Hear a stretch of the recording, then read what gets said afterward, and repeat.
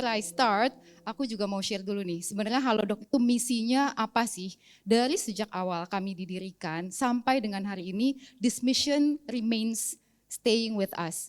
Jadi Halodoc itu didirikan dengan misi to simplify access to healthcare through technology. Karena awal mula didirikan tahun 2016, problemnya di Indonesia apa? Dari 270 juta populasi, hanya ada 3 dokter untuk setiap 10.000 orang. Dan kebanyakan konsentrasinya masih di kota besar. So imagine how hard it is for people to find a good doctor, for example. Terus sudah gitu juga kalau misalnya orang berangkat ke fasilitas offline, siapa yang pernah nunggu sampai berjam-jam? Antrinya, daftarnya, dipanggilnya, konsultasinya mungkin cuma paling lama 15 menit. Tapi terus nanti harus bayarnya lagi, antri lagi. Kalau pakai asuransi nunggu lagi, total 4 jam. Apalagi kalau udah urusan anak, gitu kan. Tapi dengan Halodoc juga we try to simplify, misalnya end to end bisa selesai dalam waktu 35 menit aja. For example, sampai dengan obatnya bahkan diantar itu biasanya 1 jam sudah sampai. Nah, misi itu terus berjalan sampai dengan hari ini. Bedanya apa? Obviously kita terus berevolusi sebagai sebuah organisasi. Teman-teman di sini mungkin tahu Halodoc tadinya adalah untuk konsultasi dokter secara online. Terus misalnya adalah delivery obat langsung ke rumah. Tapi di luar itu ekosistem kami sebenarnya sudah berkembang jadi banyak sekali. Kalau yang tadi saya sebutnya adalah B2C, bahkan untuk B2C kita juga sekarang udah ada misalnya layanan ke rumah. Mau vaksin, mau booster vitamin C, mau tes laboratori, itu bisa panggil aja ke rumah, Halodoc Home Care. Atau ada juga sebutannya untuk digital klinik, kita punya Haloskin. Jadi nggak harus repot-repot ke klinik offline yang biasanya juga mungkin terbatas, kalau di kota-kota yang mungkin tidak terlalu besar, dan juga biasanya biayanya cukup mahal ya.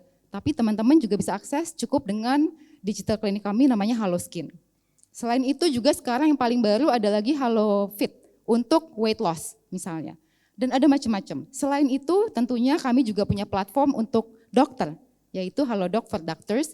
Dan kami juga punya platform untuk edukasi dokter, namanya Halodoc Academy. Dan juga ada yang lain-lain servis layanan untuk B2B, misalnya Halodoc for Business, Halodoc for Pharma, dan Halodoc for Brands. Jadi lumayan komplit ekosistemnya, lumayan ribet juga buat employee-nya gitu ya. Nah, bicara mengenai AI, kita juga memang punya enabler-nya. Jadi satu enabler kita memang untuk kualitas dari sisi dokter, kita punya namanya Board of Medical Excellence yang akan mengawasi, memastikan rambu-rambunya akan selalu terjaga. Tapi begitu bicara mengenai platform teknologi, enabler kita kami sebut dengan Halodoc AI, yaitu adalah platform intelligence yang menjadi rumah dari segala AI related efforts di dalam Halodoc. Now, we talk about mass customization through AI. Di Halodoc ada apa? Ada yang namanya HILDA. HILDA ini singkatan dari Halodoc Intelligence Digital Assistant. Nah, HILDA ini memang sekarang sudah bisa diakses mulai dari awal November kemarin. Jadi memang masih cukup baru. Bapak Ibu atau teman-teman di sini ada yang udah pernah coba pakai HILDA belum? Belum. Nanti mungkin bisa dicoba. Jadi Halodoc ini, HILDA ini bisa diakses dari page manapun di dalam Halodoc, tinggal klik itu button yang senyum tapi berwarna ungu magenta, dan di situ bisa ngobrol. Kenapa sih kita bikin HILDA? Ini tugasnya bukan menggantikan dokter, tapi membantu bridging. Karena ternyata ada satu masalah yang kami lihat. Di dunia teknologi pasti data is everything, right? Tapi kadang-kadang data itu jadi tidak ada artinya kalau tidak ditranslate menjadi the why behind the number. Nah, kalau kita lihat di teknologi itu biasanya akan ada yang namanya funnel. Dan setiap funnel pasti akan ada drop off lah. Orang masuk, tapi terus belum tentu ujung-ujungnya semua yang masuk selalu bertransaksi. Itu very common. Tapi yang kita lihat ternyata the why-nya salah satunya kadang-kadang orang yang masuk ke dalam Halodoc masih bingung. Saya harus bicara sama siapa? Saya tahu simptom saya apa, misalnya kejadian sama suami saya sendiri. Kakinya tiba-tiba bengkak, nggak kepentok, nggak ada angin, nggak ada hujan, tiba-tiba bengkak aja. Ini dia tanya waktu itu, aku harus kemana ya? Konsultasi sama dokter apa? Honestly, I don't even know. gitu kan. Kadang-kadang akhirnya kalau udah kayak begitu, jadinya ya udahlah mungkin ke dokter umum dulu deh. That's one example. Atau pernah nggak kita datang ke toko, sebenarnya udah semangat, tapi saking banyaknya pilihan, bingung sendiri. Kadang-kadang orang juga begitu. Jadi Hilda ini dilahirkan dengan tujuan membantu menavigasi yang masih bingung, atau sekedar mau bertanya sesuatu yang mungkin kayaknya nggak perlu sampai ke dokter. Misalnya, saya udah beli obat di Halodoc, tapi saya sedang menyusui. Nah, boleh nggak sih saya minum obat ini karena saya lagi menyusui? Kan kalau mau ngobrol lagi sama dokter bayar lagi misalnya. Bisa juga bertanya sama Hilda.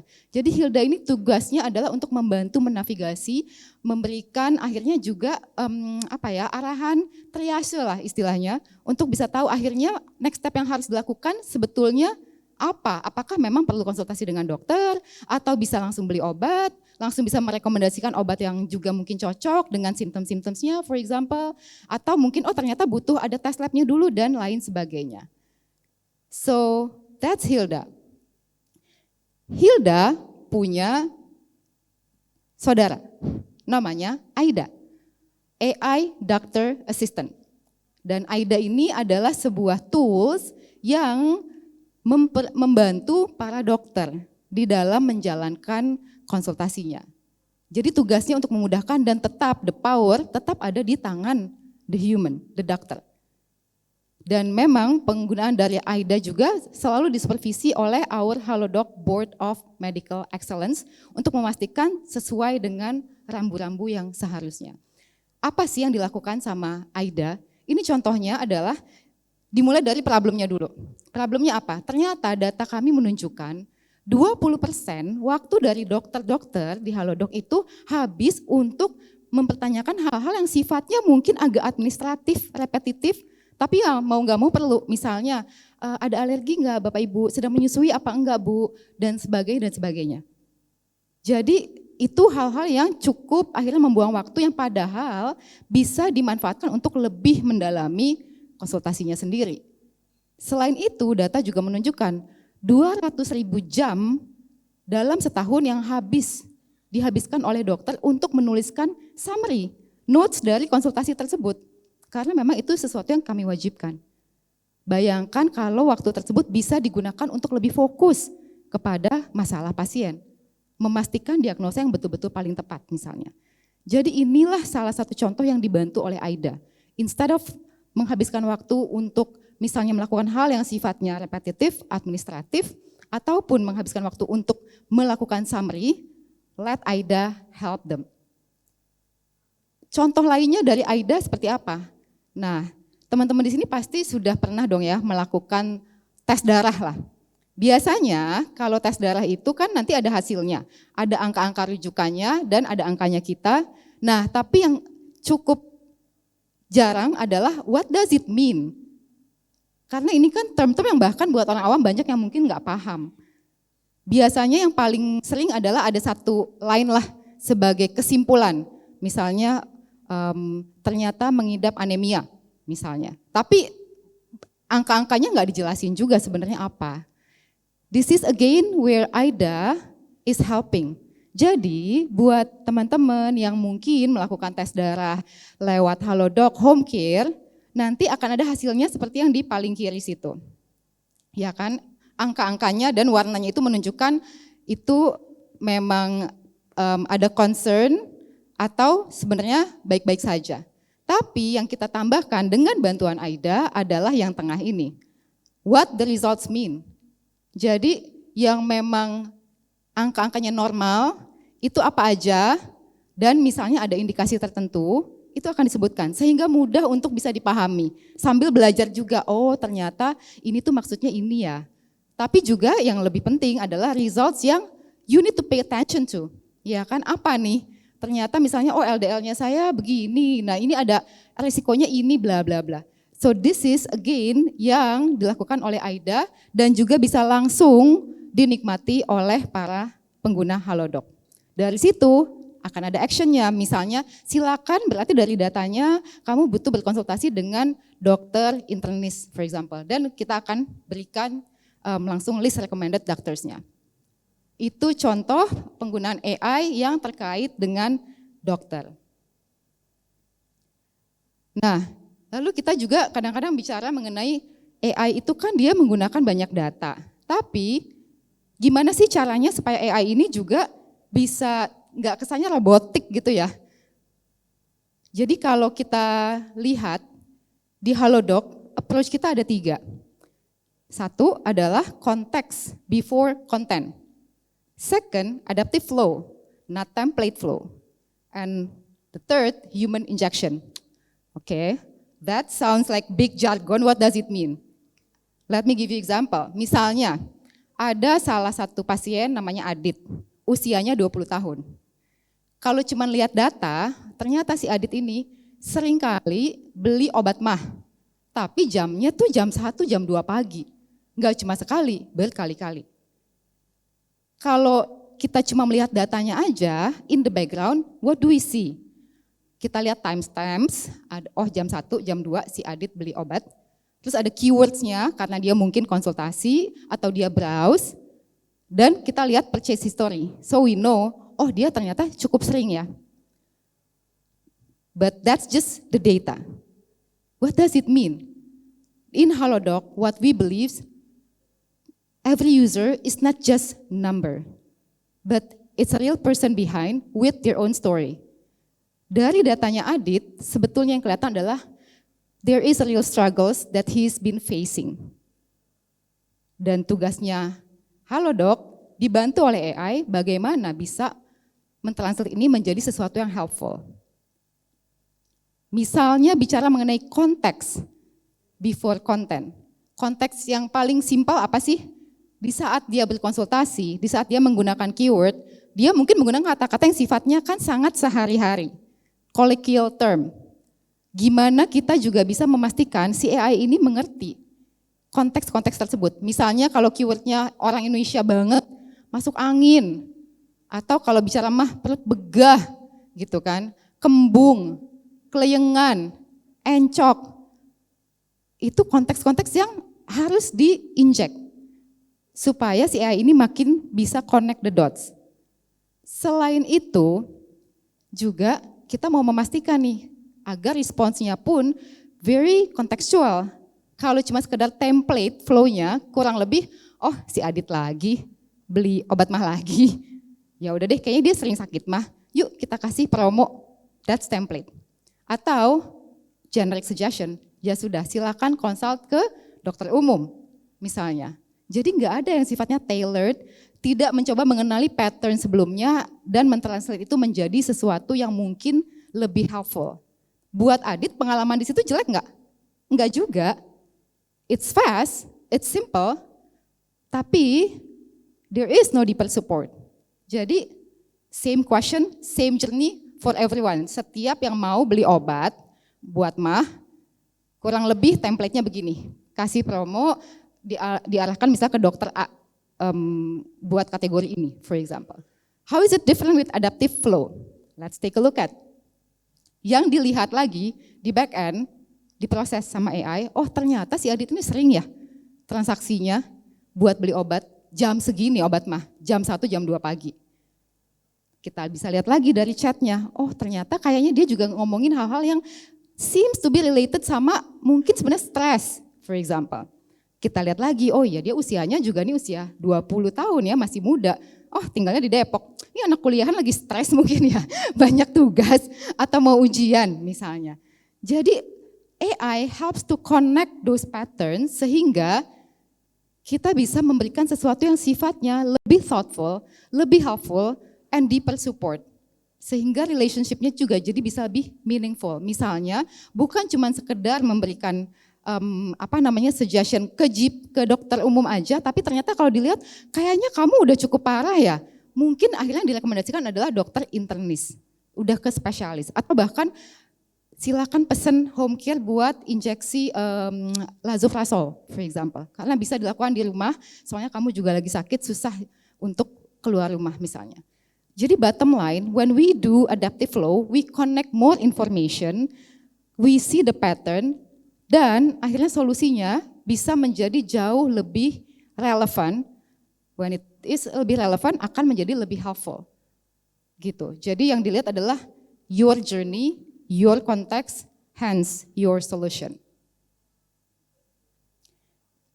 Terus tadi gimana memastikan semua itu tetap bisa dikomunikasikan dengan cara yang tidak robotik, gitu kan, lebih human.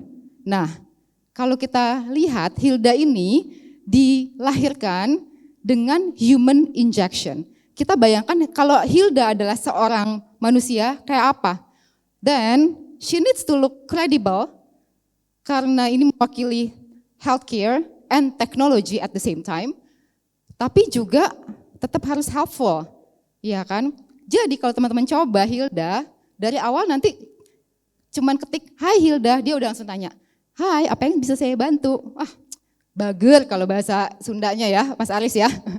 Terus juga dia harus tetap tahu informasi-informasi mengenai healthcare. Tapi juga nadanya dibuat agar terdengarnya caring, terdengarnya empathetik. Jadi enggak cuma transaksional. Oh iya, kamu sakit. Oke, silakan ke dokter ini. No. Misalnya tadi baru aja di jalan saya juga coba sendiri. Saya udah coba sering ya, tapi tadi karena kepikiran gara-gara slide ini jadi saya coba. "Hai Hilda, aku lagi sedih." Dan jawabannya adalah, "Oh, I'm sorry to hear that." Gitu kan. Diawali dengan itu dulu, empatinya ada dulu. Terus dia nanti memberikan beberapa edukasi dan rekomendasi. So, kurang lebih seperti itu. Supaya akhirnya interaksi dengan AI bukan cuman sekedar sifatnya terasa solutif tapi cold karena cuma lihat datanya, tapi juga menjadi human karena ada level emosinya, empatinya. Now, how do we make sure mengenai perlindungan data pribadi sendiri untuk para pengguna? Yang kami percaya di Halodoc adalah di saat pasien datang ke platform kami, mereka itu bukan cuman mau memberikan informasi masalahnya dia, which we translate menjadi data points. Tapi mereka juga being vulnerable. Mereka sharing their worries. Kadang mereka punya ketakutan. Kadang mereka punya kekhawatiran. Atau kadang mereka butuh sesuatu yang kayaknya malu kalau diomongin ke orang lain, bahkan ke pasangan sendiri misalnya.